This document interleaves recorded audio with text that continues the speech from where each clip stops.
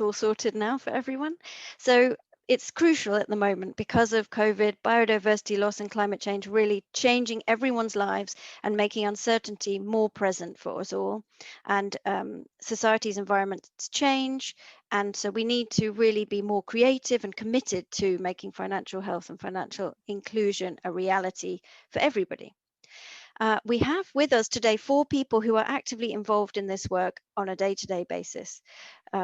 Pia Tayag is the director of UNGSGA, an initiative led by Queen Maxima of the Netherlands, which is dedicated to raising awareness and understanding of financial inclusion and health and bringing key actors together to provide global leadership. David Gray is Manager of Sustainability and Corporate Responsibility at Banco Pichincha, where financial inclusion and health have been a priority for a number of years and led to the development of dedicated products and services to support low-income individuals and promote gender equality. Ivani Andrade is Manager of Institutional Relationships and Sustainability at Bradesco Seguros, an insurance provider that's done a great deal to understand how insurance products and services can be used to facilitate financial health and inclusion. And last but not least, Amaury Oliva is Director of Sustainability, Financial Citizenship, Consumer Relations and Self-Regulation at Fabraban, the Brazilian Federation of Banks, which, among other things, has developed the Financial Health Index, a tool that enables individuals to assess and manage their own financial health. I apologize for my terrible pronunciation of everything. I'm afraid you'll just have to bear with me on that. But I'd like to dive into the session today by giving everyone an opportunity to share some initial thoughts. I'd like to start with Pia. Could you share your strategy at UNSGSA and your learning so far about what financial inclusion and health mean for individuals and institutions in practice? Thank you very much, Rachel, and thank you, UNEP-FI, for inviting to this regional roundtable. We really welcome the commitment to financial inclusion and financial health as part of the principles of responsible banking. Rachel, you've rightly pointed out and highlighted the importance of both inclusion and health in the context of recovery and attainment of the Sustainable Development Goals. This is really at the heart of the advocacy of Her Majesty Queen Maxima of the Netherlands in her role as United Nations Secretary General's Special Advocate for Inclusive Finance for Development. It is a mouthful, but really she has been the leading voice over the last 10 years, in looking at access to and use of appropriate and responsible financial services that lead to positive outcomes. And we cannot emphasize how important this is, with 2 billion adults globally still excluded from the formal financial system. More so important segments such as women, smallholder farmers, and small businesses. So this means they are deprived of financial services that can help them manage cash flow, oftentimes irregular, invest in opportunities, strengthen resilience to downturns, and really develop the tools to build back insurance, savings, capital buffers, and work their way towards better economic well-being. So when we look at financial inclusion, and we really look at for what are the ends and outcomes we want to meet. And to give you just very concrete examples of financial inclusion enabling the attainment of some of the SDGs, for example, SDG 9 on industry, innovation, and infrastructure in Mexico, we saw how one FMCG has really helped small retailers adopt digital payments that has impacted sales revenue by 30% of all participating merchants. SDG 5 on gender equality, as you've mentioned, for example, in Dominican Republic, showed that 1/3 of low-income women who could not have access to credit before were able to be determined as creditworthy using some alternative and innovative data. So really very concrete examples that emphasize inclusion is not the end goal, digitalization and innovation, not for innovation's sake, but to be able to address barriers that have too long excluded, to be able to transform and empower and improve financial well-being. So because of this, we really look at financial well-being and health to be considered at the onset of our financial inclusion efforts, both at the public and private sector. And this conviction really motivated Her Majesty to convene a working group on financial health gathering experts, both practitioners and policymakers, to have a shared understanding of what it means and how to achieve it. And the definition that we've put forward, as you've also shared, is really the extent to which a person or family can smoothly manage their current financial obligations and have confidence in their financial future. The four elements are the day-to-day management, the resilience, setting and achieving goals, and feeling secure and in control of the finances. It may seem very basic, but having this definition and the clarity around what we mean by it and how to achieve it is really key in driving action from all stakeholders. And why is financial health ever so important? It's really the end goal that we want to achieve when we include people in the financial system, but also because it is such an urgent issue where people globally are really struggling with financial health deficits. So the World Bank Findex, for example, a survey of 150 countries, asked whether individuals could come up with a lump sum in an emergency. And the lump sum, of course, was adjusted to income level. And an average of 46% globally said they could not. So the COVID pandemic has surely exacerbated this precarious situation and the lack of resilience globally. So to build really a more resilient and inclusive world, we really need governments, financial sector actors to support in creating that environment that promotes financial health and well-being. What are our key messages for policymakers? Make financial health a core purpose for financial sector policy, even financial sector oversight, looking at consumer protection. Measure financial health and foster a financial health ecosystem that engages with the private sector and other players. The message for the private sector is really to see the benefit of adapting financial health as a core business purpose and integrating it into policies, products, and operations. We've seen the benefit of this for those who have already adopted financial health. Financial Health Network has shown that customers are 3 times more likely to recommend your financial institution if you are concerned about their financial health, 2 times more likely to continue the relationship, and 5 times more likely to be interested in the other products and services of the financial institution. So you have happier, more profitable customers, low delinquency loan loss, you attract and retain customers, you have an enhanced brand and reputation, and you really have a competitive differentiation apart from really making a positive impact in the life of your customers.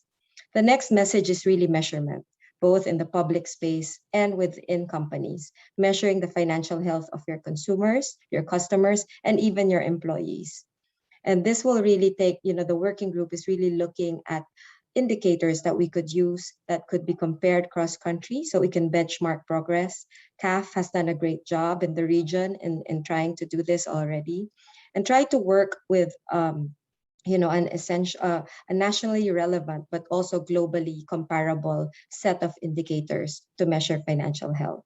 Companies are already doing this, and they are already informing, through demand side surveys, an index, early warning indicators, and they're already informing how some of the products are designed and delivered. So the key message is really there is an important role to play for both public and private sectors to look at financial health as a policy objective, as an outcome that we hope to achieve to measure it, and help that measurement inform how we develop policies, how we develop products and services. So that is where we are at this moment, Rachel, in the work of Her Majesty as UNSGSA and the work of the working group. Thank you, and would love to discuss this further with all of you. Great, thanks, Pia. That's really interesting, reminding us of the scale of the challenge and also some of the ways that people are already tackling it. That's fantastic. Thank you. David, in Latin America, we still have many unbanked or underbanked individuals and micro and small enterprises. Could you talk to us about Banco Pichincha's strategies and the work that you've been doing in relation to this?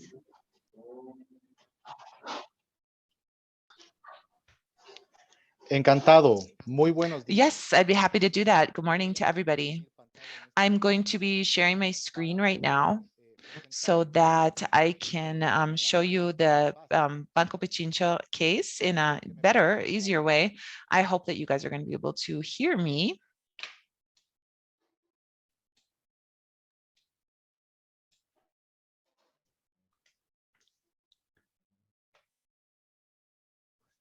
All right.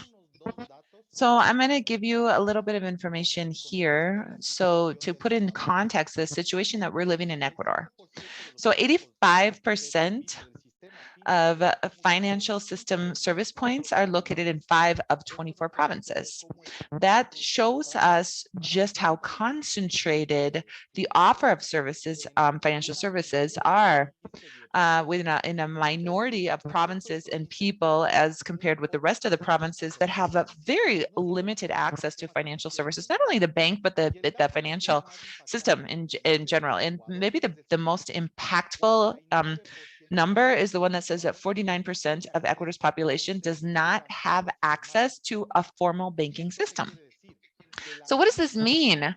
This means that the informality in Ecuador is something that's very high. And access to loans and credits in the informal bank, we know that it has a high impact and abuse to people, and oftentimes people don't even realize just what high rates they're paying in the informal banking system. So we at Banco Pichincha, what is it that we did? What we did is we defined the 4 strategic pillars of our organization. One of them was defined as the strategic pillar of making inclusive and sustainable management. And this is important because at the time that we put this at the first level of the organization and making it a strategic driver of the 4 pillars that we have defined here at Banco Pichincha, this really sets the intentions that our institution has in working intentionally in managing an inclusive bank, and of course within the framework of sustainability. And then this pillar of inclusive and sustainable inclusion, we take it down into a sustainable management model. And so in this model, in the Banco Pichincha, we have 2 pillars that are also very connected. One is sustainable finance, and the other pillar is inclusive social development. And so here you can see the clear intention that Banco Pichincha has to work on social development and inclusion as being something that's vital to the core business, the core services that we're offering.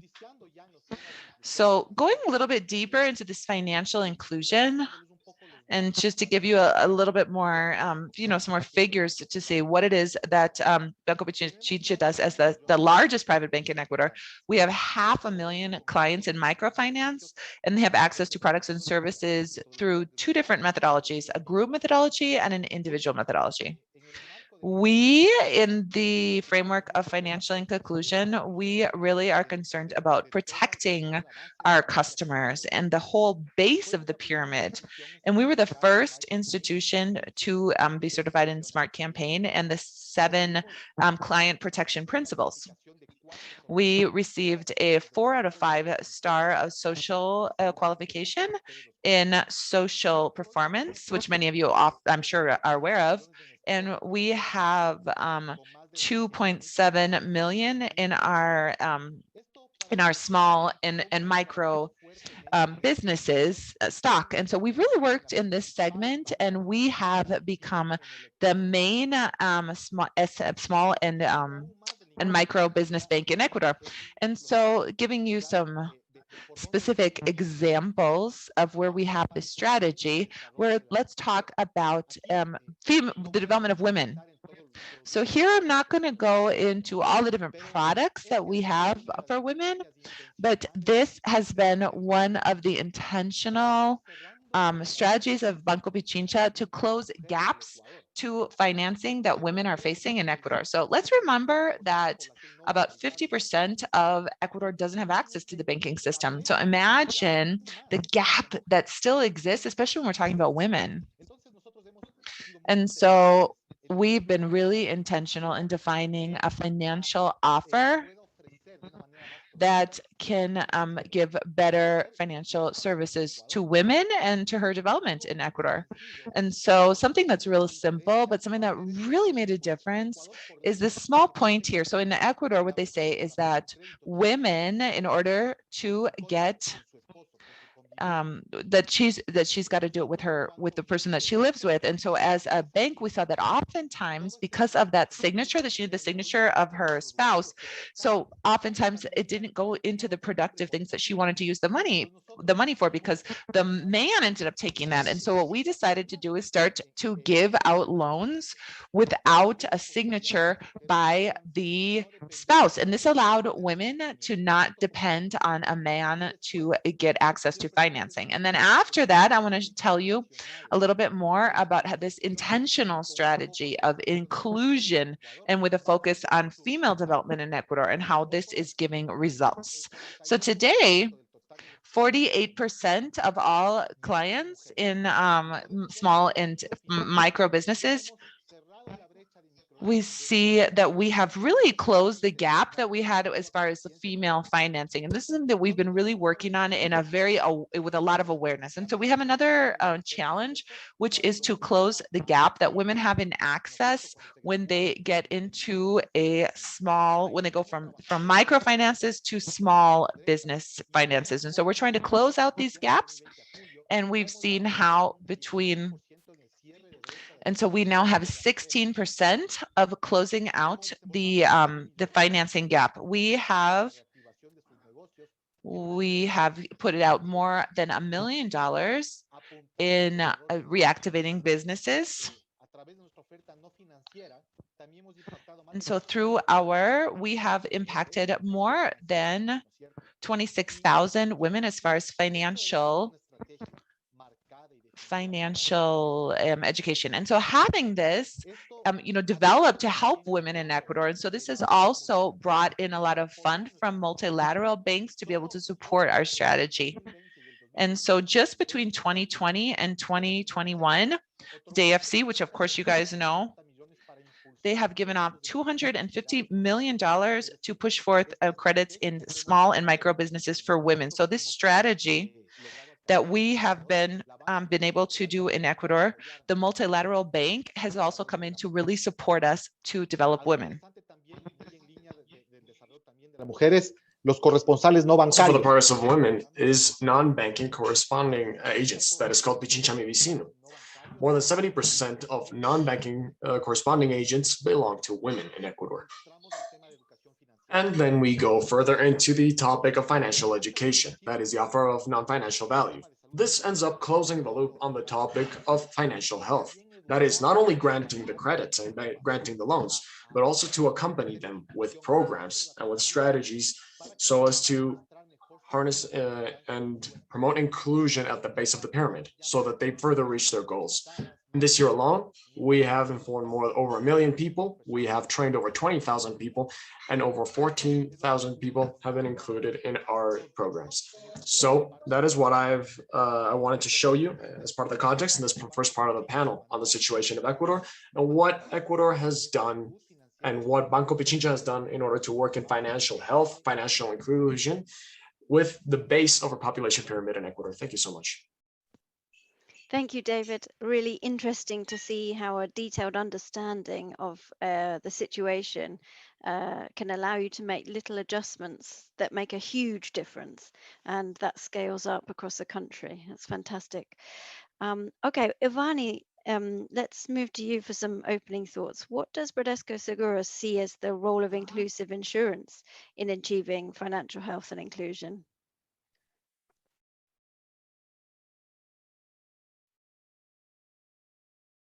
Seguros inclusivos, conceitualmente, tem papel ali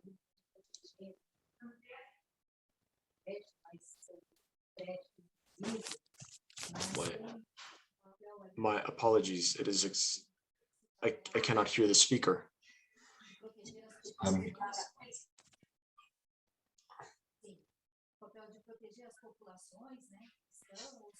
Ivani, hang on a second. Sorry, I think we're having a problem with the translation again. Mustafa, can you help, please?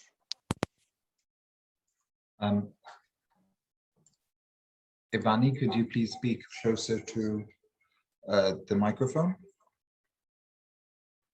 Olá. Yes, good. Thank you. Bem? Ok. Vou começar de novo. eu comecei dizendo, né, que os seguros inclusivos, assim como os microcréditos, né, que nós acabamos de Well as ouvir. microcredits. And as my colleague just mentioned, I believe that there is a very important role in these populations that are typically less included in the financial system, you know, in the formal system, in the financial system.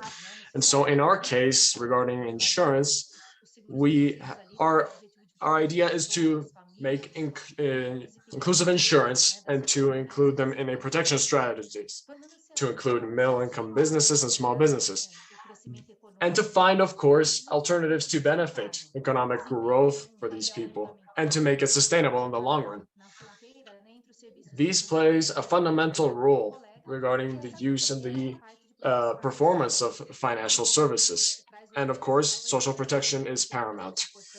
And so we must consider that the formalization of micro businesses, of very small businesses and middle income businesses will be crucial. That is incredibly important for developing countries and developing populations.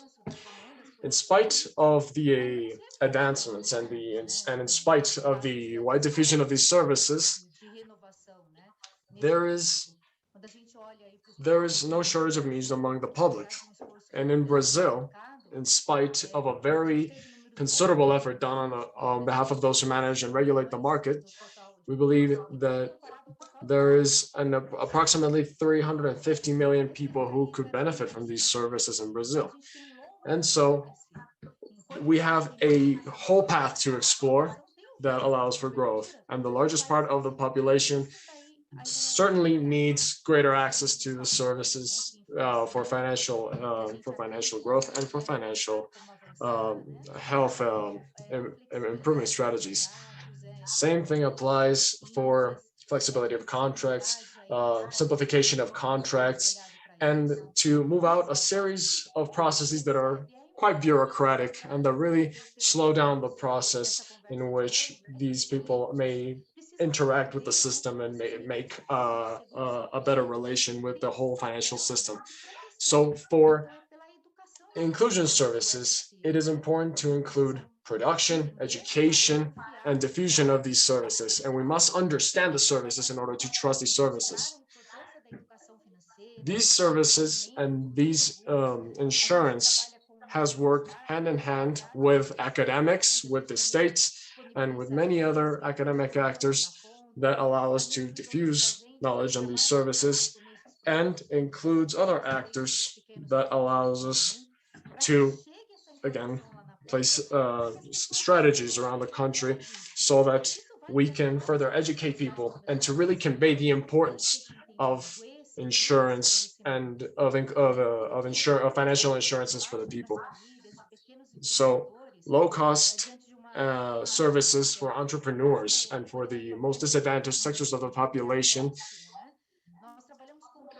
are widespread, and we do our best to diffuse this information. This inclusive insurance allows for a new start for a family that has been set back due to the economic situation, when they want to start a small business or when the small businesses are going through a very hard time. That includes micro insurance and other forms of inclusive insurance, so as to try to harness all those small economic opportunities that end up making such a large difference for the population. That also includes a very important educational component. They must consider and they must understand the importance of insurance. And so inclusive insurance is not the only one. That would include in the concept of insurance as a whole. We have several different audiences, several different sectors of the populations that we're trying to target with this message. And we must make sure that they understand the relationship between clients, between providers, and between the users. And of course, this is the only real way to expand access and to allow this possibility for the entire population and for the benefit of the public. They are present all around the country of Brazil. And so inclusion becomes a priority for us. We have set several agencies and we work hand in hand with our state offices. We do the best to treat them as associates and really as allies. Also, the role of technology has been considerable. That allows us to further socialize the information and expand access overall. This is how I believe inclusive insurance has made its success so far, and it will continue to do so in the future. Again, there are several regulation norms that are difficult to comply with, but are extremely important. So we attempt to comply as much as possible within the restrictions that they have, so as to benefit as many small businesses as possible. And of course, to stimulate innovation as much as possible. And well, that would be the summary. Wonderful, thanks, Ivani. So interesting to see about how powerful collaboration can be, and that's really fascinating. Thank you very much. Finally, we go to Amaury. FEBRABAN and its partners developed the Financial Health Index. Can you talk briefly to us about how it was developed and share some of your findings, please? Thank you, Rachel. Good morning, everyone. Bom dia a todas e a todos. Inicialmente, quero agradecer o convite que foi Thank you feito. very much. I just wanted to thank you I want to thank on behalf of FEBRABAN. Thank you for having me here at this very important event. And I also want to thank the company. Thank you for your company. And it's wonderful to be here in this panel with so many wonderful specialists. So, just 1 minute, please.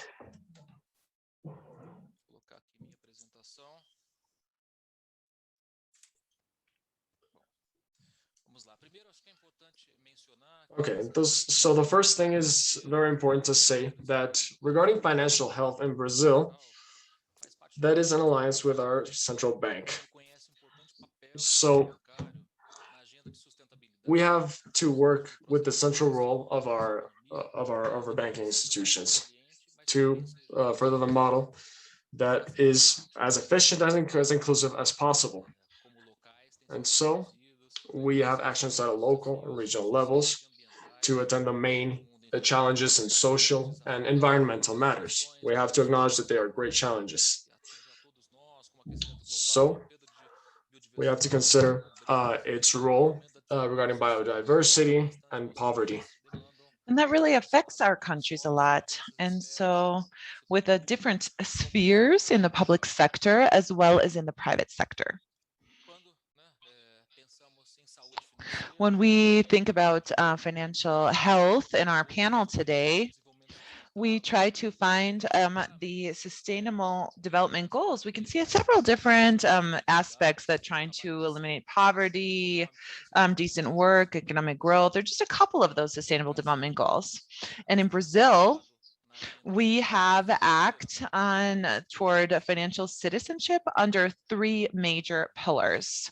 The first one goes from the citizen perspective, which is about inclusion of citizens and in the financial sector. And the second one has to do with the responsibility of the banks for transparency and responsible credit. And the third pillar as a country has to do with educational finance.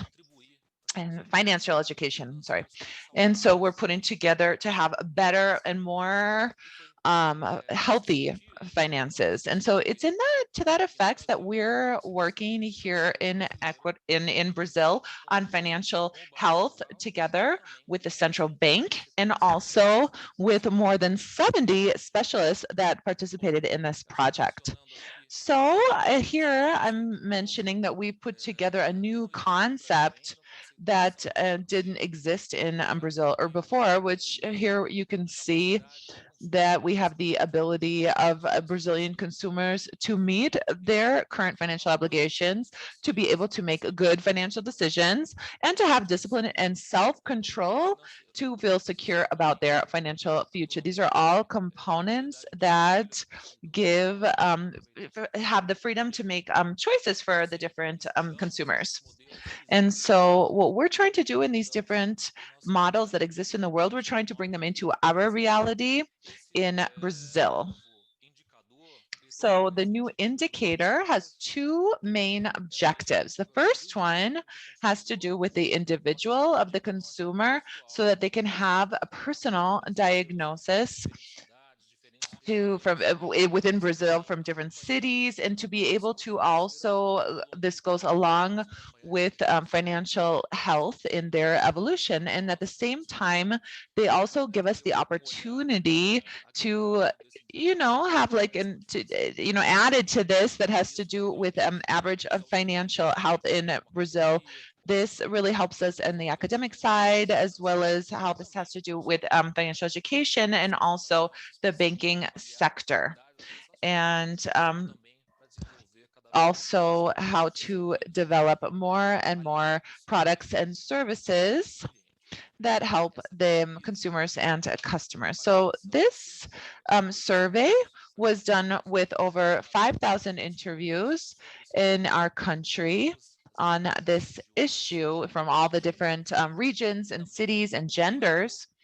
And it also looked at that there are different dimensions, 4 dimensions, that has to do with the ability to make good decisions, discipline and self-control, if the consumer knows how to control their expenses, also if they feel that they're able to meet their obligations, and also to be able to ensure their financial future. And so that's something that goes into a 5th dimension, which is the socioeconomic context of Brazil. So this is the survey that was used, and it's available on our website.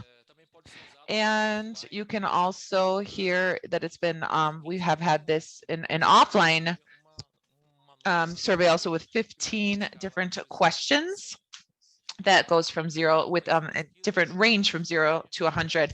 So here we're able to measure the level of financial health in Brazil. And so what we see that 57 points was the average score, and those 57 points are the ones that the consumer is seeing that it's facing, they're facing some financial stress.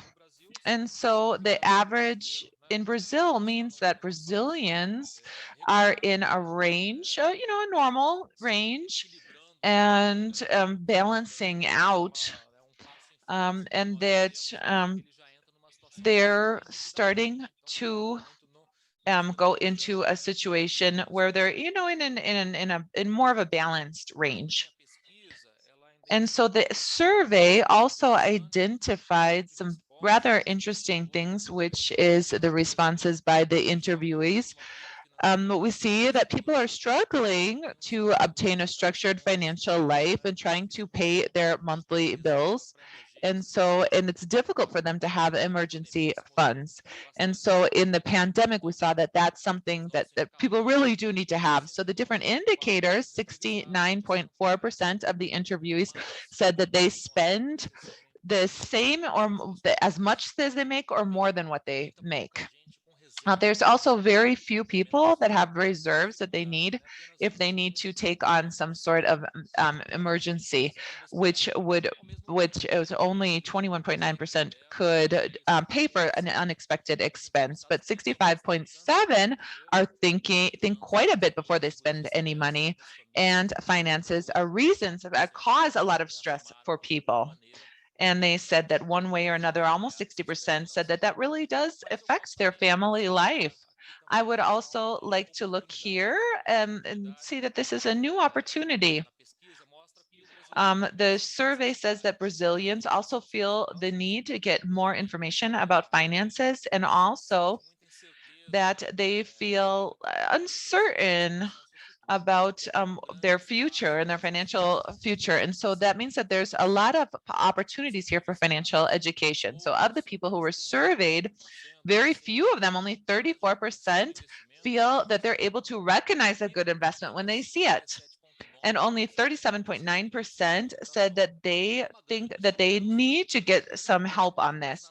And insecurity, 61.7% believe that that they can't really, they're very critical of the way that they manage their finances. So that means that there's a lot of opportunity to improve. So this is something that we did about a month ago. It's on our website on indice.febraban.org.br.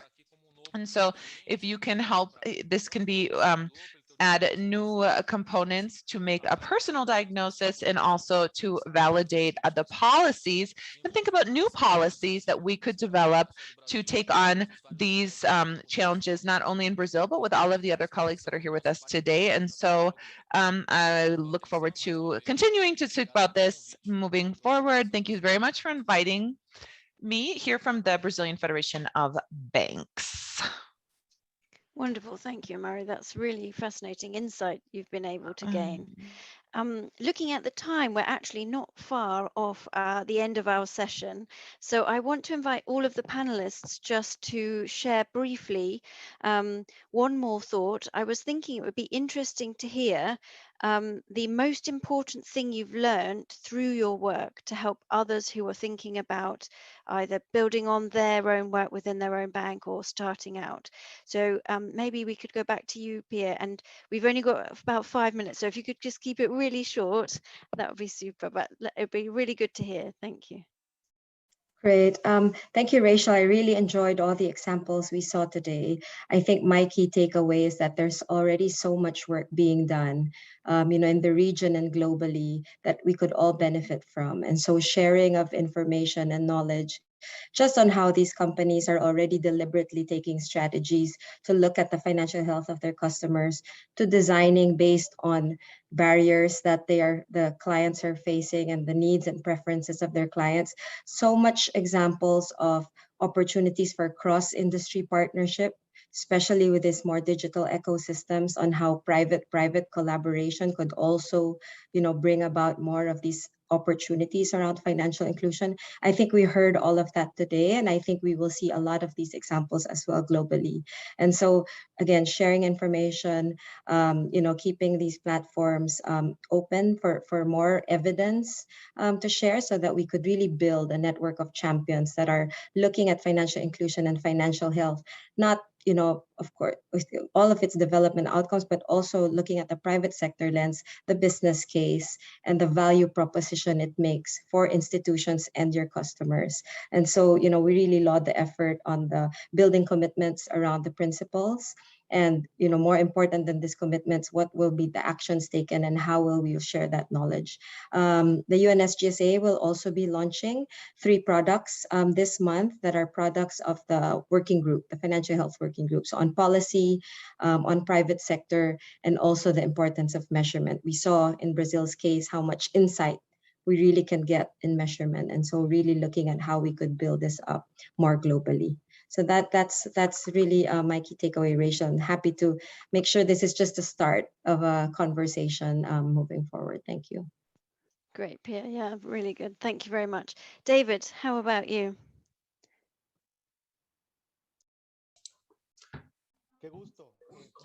Well, what a pleasure. Well, first of all, I want to thank you all. Now that we're closing, I want to thank you very much for the invitation. So just some final thoughts. I want to emphasize on one topic, and that is what we just had as a roundtable. The opportunity that generates collaboration amongst organizations. Collaboration allows us to remain competitive, nimble, and it makes us innovate constantly. As a financial institution, I think that it is our duty to comment about inclusion and to generate spaces in which we can share ideas and collaborate with one another. This allows us to act more quickly when we are in climates of uncertainty or when we have crises. And it allows us to know what exactly it is that our partners are doing in other parts of the world so that we may take those lessons and apply them into our own institutions. Something that is also important regarding collaboration is what UNEP-FI is doing, what they have generated regarding the launching of the principle of responsible banking that has really pushed the financial system and banking as a whole to consider other areas and to think about inclusion, about green finances. And this has been excellent for the financial system at a worldwide level. So I want to thank you for this opportunity, for this event, and I want to invite them to add their presence, add their contributions to all of this, you know, to consider all of this, inclusion, responsible banking, green banking, etc. This allows us to cooperate, to collaborate, to learn, and to take the lessons learned back into our own institutions.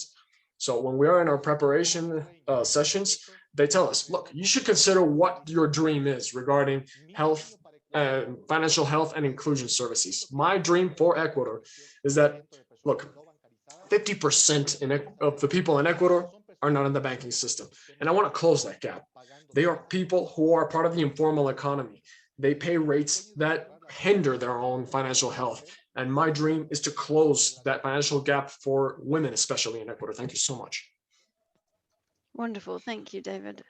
Ivani, your closing thoughts and what you feel you've learned that others can benefit from.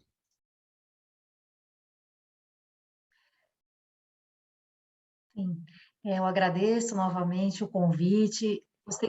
I would like to thank everyone for this invitation, and for having been here to hear from everybody all these different knowledge. And I wish we could do this more often. And I here talking about insurance, inclusive insurance. I think this was really good exchange of information.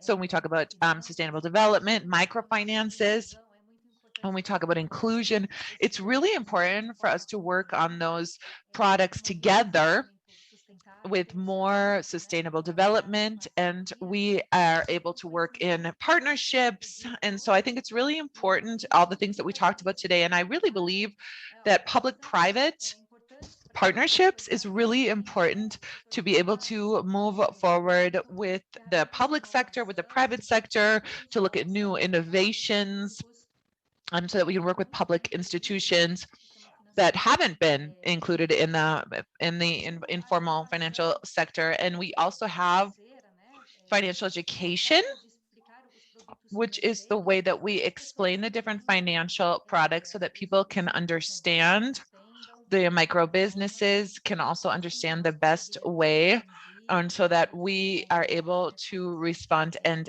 develop the market. So thank you very much.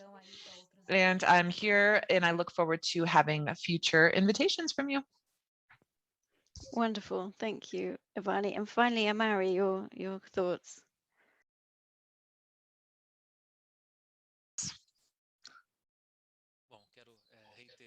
Well, I just want to reiterate again that I'm really thankful for having invited the Brazilian Federation of Banks, and today's panel really shows that inclusion and financial health are really important to development.